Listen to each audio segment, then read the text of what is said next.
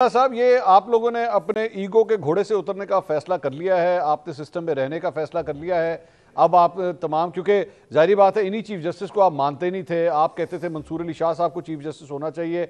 अब आपने उनसे मुलाकात भी कर ली, तो जिस तरह गरीदा साहिबा 26वीं आईनी तरमीम का जिक्र कर रही थी, तो फिर आपने तो खुद इस सारी चीज़ से 26वीं आईनी तरमीम को भी टेक्निकली स्पीकिंग मान ही लिया ना, क्योंकि जब आप चीफ जस्टिस के इस ओहदे को सलाम कर रहे हैं, उनसे मुलाकात कर रहे हैं, तो फिर तो बात ही खत्म हो गई शायद। ये मंजूर किसी की ख्वाहिश हो सकती है, हकीकत तो नहीं है। अच्छा जी। देखिए, ये जिस तरीके से फ्लेक्सिबिलिटी की बात की जा रही है, तो मुझे अक्सर ऐसे लगता है, पता नहीं क्यों याद आता है कि जो हमारे साथ हो रहा है उससे इजराइलियों और फलस्तीनियों का जो है वो किस्सा याद आता है। दूसरी जंग अजीम के बाद फलस्तीनियों को कहा कि खैर है, थोड़े से आ जाएं यहूदी, क्या फर्क पड़ता है, ठीक है, तो वो आ गए। फिर एक जंग हो गई, तो क्या खैर है, थोड़ी जमीन उनके पास और ज्यादा हो तो क्या फर्क पड़ता है। फिर 1967 में दूसरी जंग हो गई, तो खैर है, अगर आपके साथ बैतुल मुकद्दस में भी आ गए तो क्या जंग हो गई। तो करते करते अभी हम कह रहे, हम तो नहीं कह रहे, लेकिन ये कहा जा रहा है कि जी वो गाजा से भी निकल जाए, ठीक है। तो ये सिस्टम में रहते रहते जब दूसरा साइड जो है वो कानून तोड़ रहा हो, तो उनके लिए तो कन्वीनियंट हो सकता है, लेकिन ऐसे होता नहीं।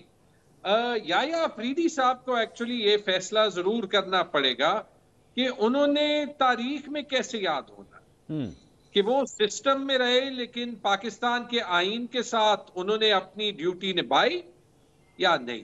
ठीक। हम तो उनके पास गए, उनको अपना पॉइंट ऑफ व्यू बताया, और उनको ये भी बताया कि फिलहाल जो इशू है, जो वो जुडिशल रिफॉर्म्स की बात कर रहे थे, कि जुडिशल रिफॉर्म्स का मकसद क्या है जब अदालतों की सुनी ही नहीं जा रही, आपके पास रिजर्व सीट्स का फैसला है। बल्कि मैं ये भी कहूंगा, एक लास्ट पॉइंट देखिए, पीटीआई सिस्टम से नहीं निकली। अच्छा। अगर कोई ये कहता है कि सूबाई इलेक्शंस का भी जो इशू था, जब 2 सूबाई असेंबलीज डिसॉल्व की गई थी, वो आइन के तहत की गई थी, उसको भी सुप्रीम कोर्ट ने एक्सेप्ट किया था, किसी ने चैलेंज ही नहीं किया था। इलेक्शंस भी सुप्रीम कोर्ट ने ऑर्डर किए थे।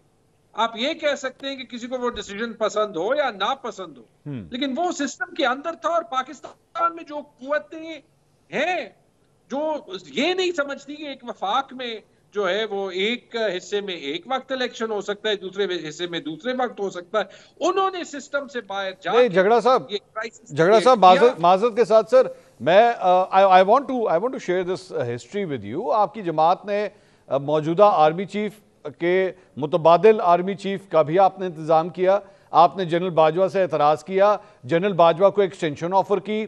जाहिर बात है, जब आप उनको एक्सटेंशन ऑफर कर रहे थे तो मौजूदा आर्मी चीफ का रास्ता आप रोक रहे थे। उसके बाद आपने 26वीं आईनी तरमीम के जरिए मौजूदा चीफ जस्टिस का रास्ता भी आपने रोकने की कोशिश की। आपने कहा जी हम वोट नहीं करेंगे, इवन दो मौलाना साहब के साथ आप बैठते, आप उनके साथ बैठक करते रहे, मुलाकातें करते रहे, मौलाना साहब मान गए, आपने कहा हमने नहीं करना। और जब 26वीं आईनी तरमीम मंजूर हो गई, गड्डापुर साहब ने अगले दिन कहा जी पूरे पाकिस्तान में एहतजाज होगा, आपने उसका रास्ता भी रोकने की कोशिश की। आप लोग अटेम्प्ट पूरी करते हैं अगले का रास्ता रोकने की, लेकिन जब नहीं हो पाता तो फिर उसी शख्स से जो है उसको खत भी लिखते हैं, उससे मुलाकातें भी करते हैं, उससे राब्ते भी करते हैं।